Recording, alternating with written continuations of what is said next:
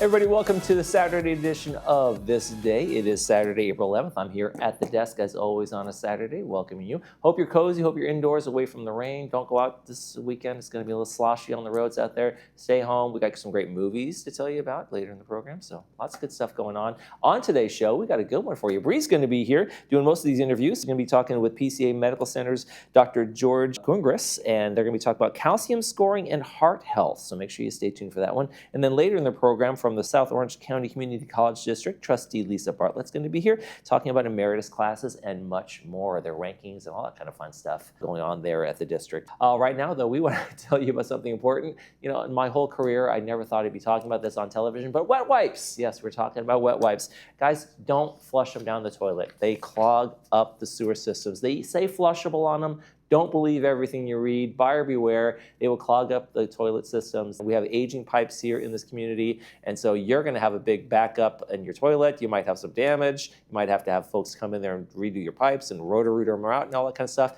Don't mess with them. That's what this whole message is about. Please do not put those down the toilet. If you're going to use wet wipes, dispose of them otherwise besides throwing them down the toilet. There's that message, and let's move on. All right, let's talk about our forecast. Something nice, flushing things down the sewers. Our forecast today, we got rain in the forecast, lots of water flowing today, 64 degrees. We got rain in the forecast for Sunday. We got more rain in the forecast, possibility still on Monday. There's a light chance for Monday as well, but still in the forecast for Monday. So stay indoors, get those umbrellas handy, watch the movies, get the fireplace going, things like that. Then we got some sunny skies on Tuesday, 71 degrees, and a little bit cloudy again on Wednesday, but 72, but the rain is out of the forecast for a little while after that. Let's take a look at our sunrise, sunset. We got a beautiful picture. Look at that. This is Shaw's Cove over in Laguna Beach. Look, kids having fun at the beach and sunnier days than today. Thank you, Dennis Harper, for sending this one in to us. Appreciate that one. Sunrise this morning was 6:25. Sunset tonight is going to be 7:19. If you'd like to send us a picture, we would love to see it. Send it to us via email, lagunawoodsvillagetv@gmail.com. Make sure you include your name or where you took the picture, horizontal if you can, and we will use it in our sunrise sunset segment. Okay, we're going to take a quick break, and then when we come back, Bree's going to be here with us with the folks from PCA Medical Center. Stay with us.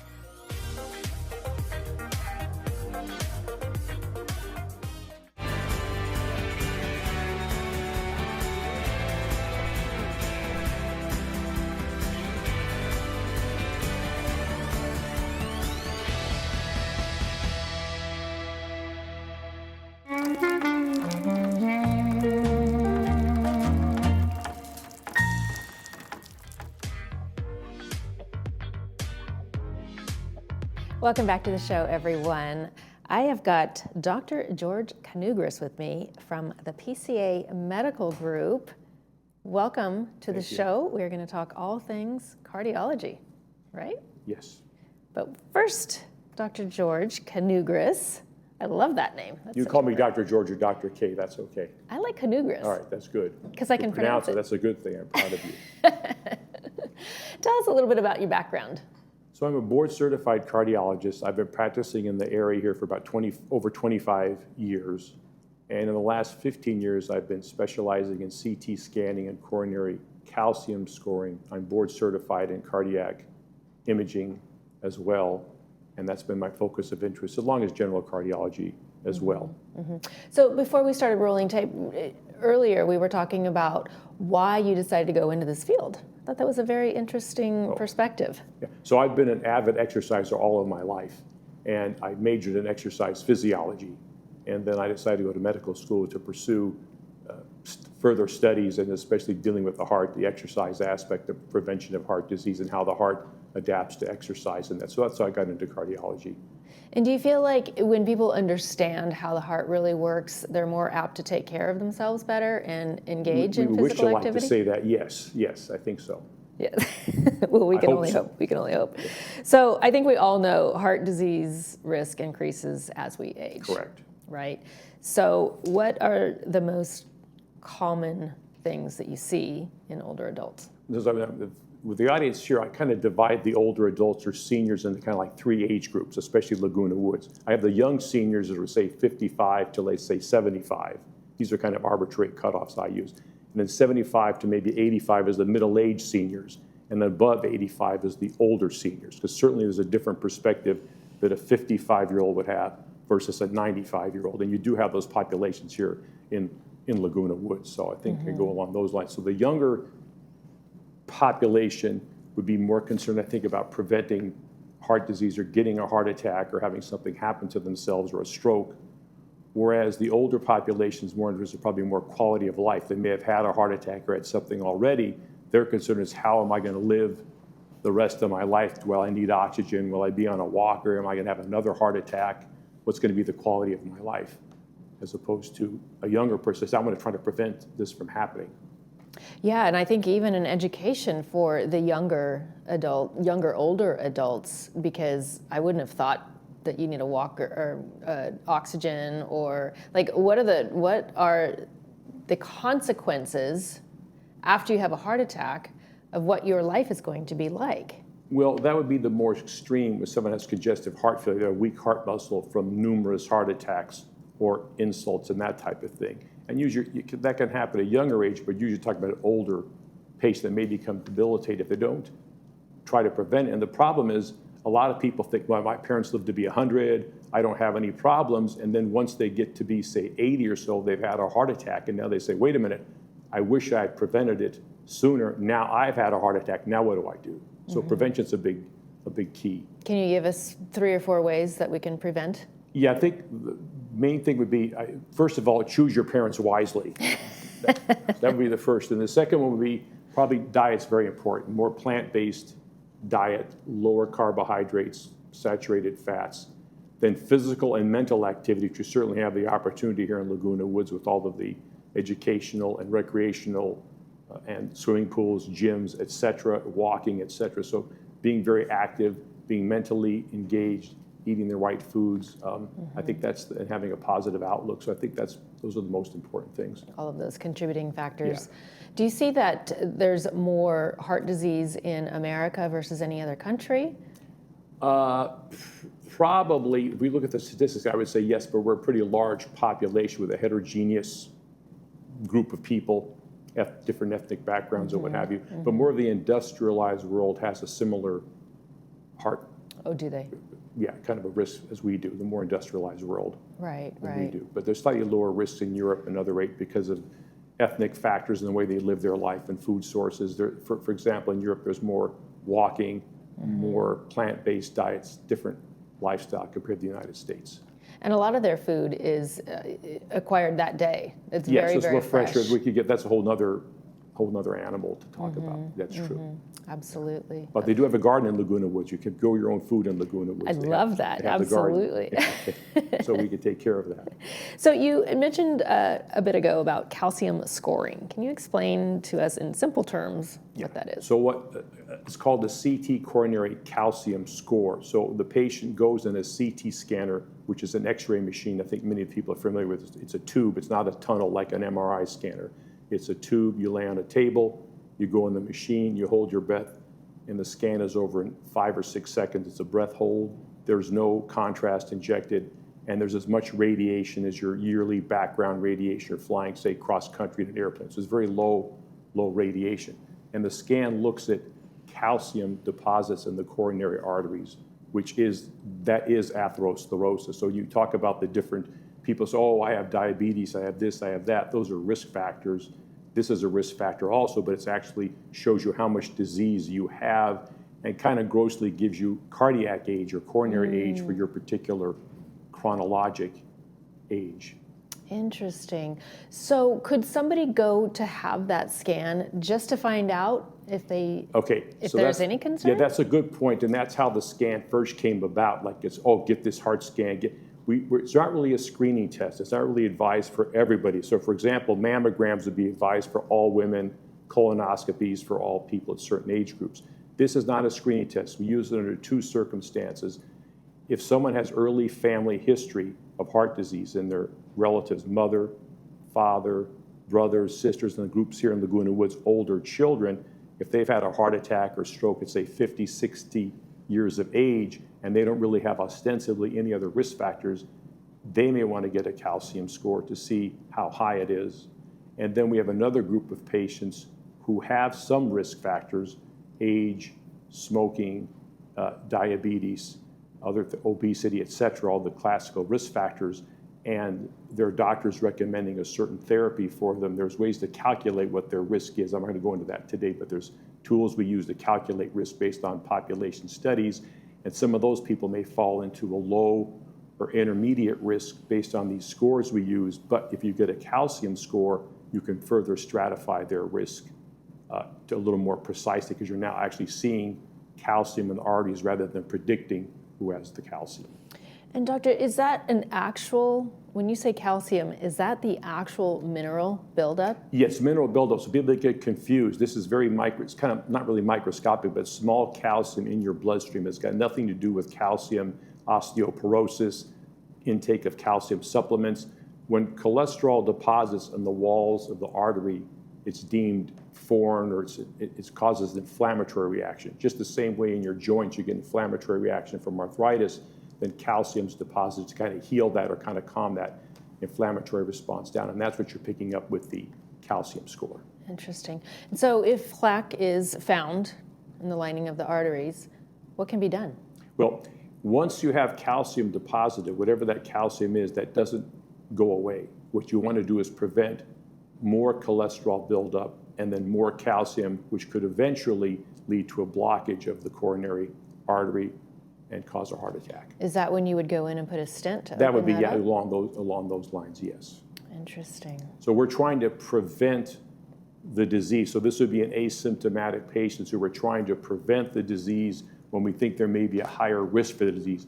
Family history, certain risk factors. The patients may be averse to taking a positive reaction. Oh, I don't want to eat a better diet. I don't want to take these pills. Right. I want to sit around and watch TV. Right. This is be a more motivational to say, wait a minute, hey, you actually have disease. So a calcium score of 0, if you don't see any calcium, that's a pretty strong risk predictor that you don't have probably a very low risk for getting heart disease. But over time, that may change. You may have a 0, say, score when you're 55. That doesn't mean eat, drink, and be merry. You're never going to have a heart attack. That's just at this level of time, probably good for like 5 years, and then you could recheck it. Also, the calcium score, unlike other risk factors, is there are nomograms for ethnic background. There's for Black, Hispanic, and Chinese. Oh, interesting. So there is a risk stratification, which are other risk factors are more geared toward average white American males and also females with the calcium score. So it does divide the people up in a little more. It's a precise risk stratification. In your studies and throughout your years of working with your patients, have you found that the ones that were more sedentary, who come in and you're finding these diseases, has that sort of been the culprit or the lead into? Sedentary lifestyle, also diet. Diet's pretty important. It's pretty important. Pretty important fact. And the diabetes, and then obesity, and it's linked to diabetes. So those type of risk factors. So if a patient has a very high risk, let's say they already had a heart attack, or they're diabetic, they're obese, they smoke, et cetera, we would not really use a calcium score because they have excessively high cholesterol. The calcium score becomes a little less useful because there's a high probability that if they don't have disease now, they're going to get disease. So you treat those people without a calcium score as a rule, but you can still use it in certain instances. Wow, so much to learn. Thank you for joining me. Where can people find you if they need to come? Well, Pacific Cardiovascular Associates are right here in Laguna Hills, right down the street. Fantastic. Do they need a prescription from their primary care? Well, usually for the calcium score, yes. But again, it is commercially available. Certain companies advertise or doctors advertise it for $99, and they can go in and get the test done. Oh, wow. Well, that's. But I think you want to use it under the guidance of a doctor or cardiologist to put it in perspective. There's a lot more that goes to it than just the score. Okay. You have to take a look at the whole person. It's just one piece of. We're trying to prevent disease and tailor our treatment or our prevention strategies for that particular patient. So the calcium score kind of allows us, since we don't have a crystal ball, this is about as close as we can get to a crystal ball, to kind of predicting what's going to happen to you specifically. Interesting. Well, we all want to know, right? Yes. We all want that crystal Yes. ball. Now, if I could know, I wouldn't be here talking. I'd be making a lot of money knowing, but All right, Dr. Canugras, thank you so much for joining me today. you're very welcome. PCA Associates. You're watching This Day on Village TV. We'll be back after these messages.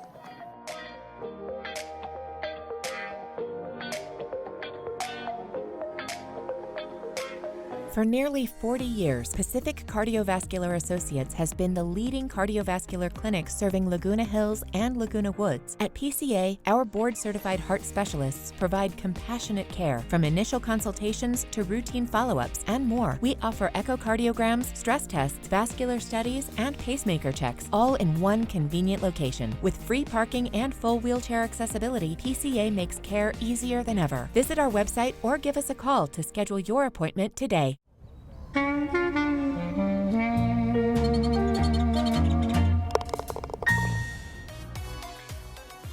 Welcome back to the show, everyone. I have got Lisa Bartlett here with South Orange County Community College. Lisa, you are the Board of Trustees. Yes. On the Board of Trustees. They're over there at SOCCCD. Yes, that's correct. That's a mouthful, isn't it? It is, yes. Well, welcome to the show. You're going to help me sort of understand everything that you do there at the college. I'm not even going to go into the acronym again. And then as well as talk about emeritus programs. Great. Fantastic. Thank you again for joining me. Tell us a little bit about yourself. Give us a little bit about your background. Well, a little bit about my background. So I'm a longtime resident of Dana Point, 30 plus years. I'm a native Californian. I served 8 years on the Dana Point City Council and 8 years on the Orange County Board of Supervisors. Then took a little break, and now I'm on the South Orange County Community College District Board of Trustees. Fantastic. What made you want to sort of get back into it? I've always had a passion for public service and really working to make government better for its residents. So serving at the city and county level was great, but the one thing that you don't touch on at city and county is education. And that is always something that's really near and dear to my heart. And so I always tell folks, education, get it, because it's something that nobody can ever take away from you. Right. You can just build on it and grow and learn. Something you'll have forever. Exactly, something you'll have forever. And having the opportunity to serve on the Board of Trustees for the South Orange County Community College District was a great opportunity, because getting involved in education, higher education, and seeing what I can do personally with my past private sector experience and my public sector experience, what I can bring to the table to really enhance things at the community college district. Fantastic. I got elected to the Board of Trustees in November of 2024. So it's been a little over a year since I've joined the Board of Trustees, and it's been an amazing experience. So our student population really varies. We have kids that are actually in high school in our dual enrollment program, which is very successful on campus. We also have your typical college-age students, 22 years old, in that range. And then we have a lot of adult learners that are coming back to re-educate themselves, to enhance their education, or to change their career path. And then we have our adult senior population, where they want to keep their mind and body active and participate in our emeritus program. So the college provides such a valuable experience for any student, really at any age. And at $46 a unit, it's by far the best deal in town. Our emeritus program is free to the seniors. So we offer great value to the students. That's amazing. Can you give us sort of an overview of what some of those classes might be? We have a variety of classes, some online classes and some in person, so you can decide what you want to do. We have everything from computer learning, so becoming a student, working a computer, and arts and crafts. We have jewelry classes, photography classes, a lot of dance and aerobic classes, chair yoga. So we literally have something for everyone. Yes. So that's not only keeping the mind sharp, it's also keeping the body in shape. Absolutely. Some of those and that's programs. our goal. Our emeritus program, it's not a credit-based program like our normal population of students with the semester and the credits. But the credits that you earn are transferable to a four-year institution. We have a lot of students, though, that come to the community colleges, and we have such a robust program that they can actually take their coursework and then get out into the workforce right away. Really? Because a lot of students need to get into the job market and start earning, wages to support their families. Of course, yes. So, and then also the school has top rankings, Saddleback and Irvine Valley Colleges. We are so blessed. So Saddleback College, Irvine Valley College, and then our newest campus is ATEP, which I'll talk about a little bit later. But Saddleback and Irvine Valley College are ranked in the top community colleges in the state of California out of the 116 community colleges here. That's fantastic. And they are also ranked in the top 200 nationwide. Really? And there are tens of thousands of community colleges nationwide. So to have that top level ranking is really impressive. And our nursing program is really impressive and impactful. Our nursing program at Saddleback College is ranked #1 in the nation. We are fortunate to have a 100% pass rate with the students who take the exam. So it's What do you attribute that to? I attribute that to the fact that we're able to attain and hire and retain the very best professors and faculty, counselors, the staff, everyone from the chancellor on down to our part-time faculty staff are phenomenal. And when you have a great staff and you're able to retain a great staff, it really impacts the students as far as what they're able to achieve in education and then go on to, support themselves for the rest of their lives. Everyone wants the best employees. Of course. And of course, we want them at our community colleges. But I think the rankings, the top level rankings have been in place for a while now. UC Irvine takes in a lot of our students from Irvine Valley College because it's so close. Right. But a number of students from Irvine Valley College go on to four-year institutions. That's fantastic. Let's continue on with these top rankings because they're just so impressive. And another #1 is transfers. Yes. Just as you were talking about. Yes, Irvine Valley College has one of the highest transfer rates to four-year colleges like UCLA and UC Berkeley and others. Fantastic. 4th year named one of the best colleges to work for in the nation. Yes. You must be so proud. This is fantastic. Let's move on to the ATEP. I know you wanted to talk about that, the new partnerships. Well, ATEP is our newest campus, and I'm really proud of this campus. It's in the Tustin Legacy. We just had our ribbon cutting a couple of months ago, and we have two campuses there that are state-of-the-art. So one is the automotive campus, and the other is the culinary campus. Oh. And we are training and educating students in both areas where once they complete the programs there, they are literally ready for the workforce, ready to go out and get a great career started. So we have excellent instructors, and the equipment that we have on site is, in the culinary program, is basically hotel level equipment. And we've got great things going on the automotive side as well. And it seems like the travel and tourism industry is ever exploding, so those jobs will definitely be filled, right? They can take their education once they complete the programs, and they can take it and go anywhere around the United States or around the world. The educational component of these programs is so significant and impactful, and it's very thorough. We also offer, and we partner with the private sector companies for paid internships and paid apprenticeships. Really? So that really helps the students prepare them for the workforce. Now, I know a lot of students finish school with a lot of debt, but doesn't necessarily sound like they're going to stay in debt after taking these courses.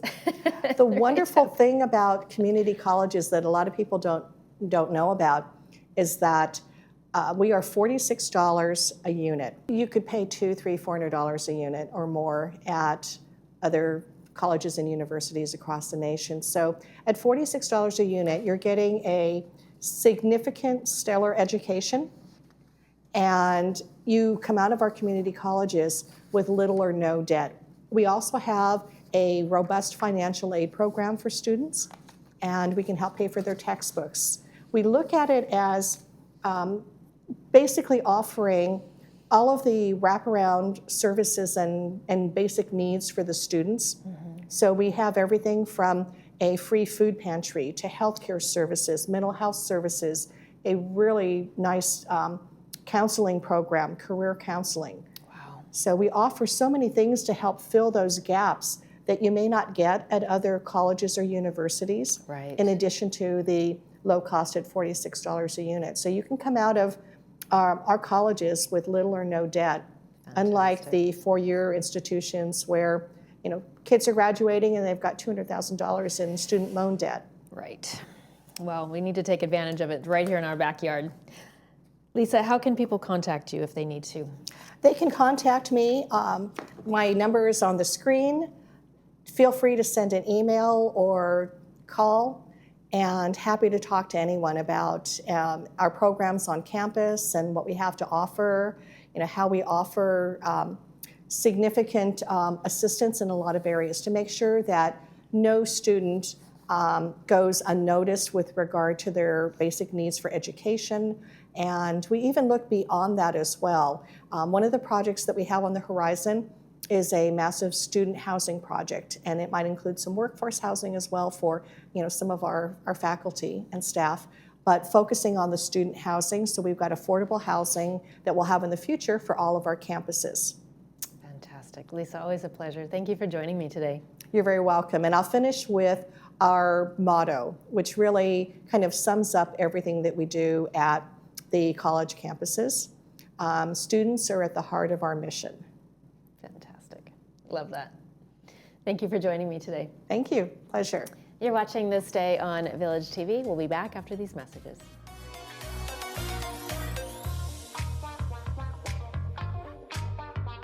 For some places, care is a service. At Heritage Point, it's a commitment. Located in Mission Viejo, Heritage Point offers an environment where residents feel known. This is where community thrives. Visit our website or give us a call to schedule your visit today.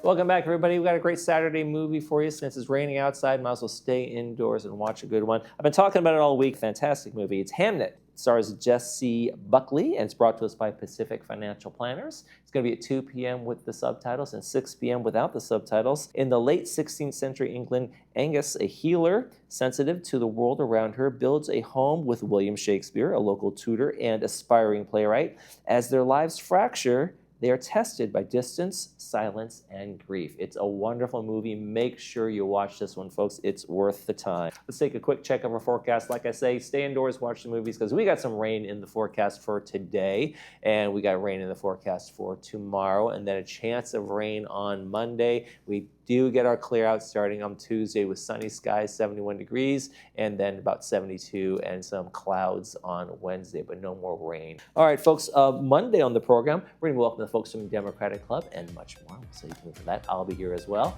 That's gonna do it for this edition of This Day. I'm Michael Taylor. For all of us here at Village Television, we hope you make this day a great one.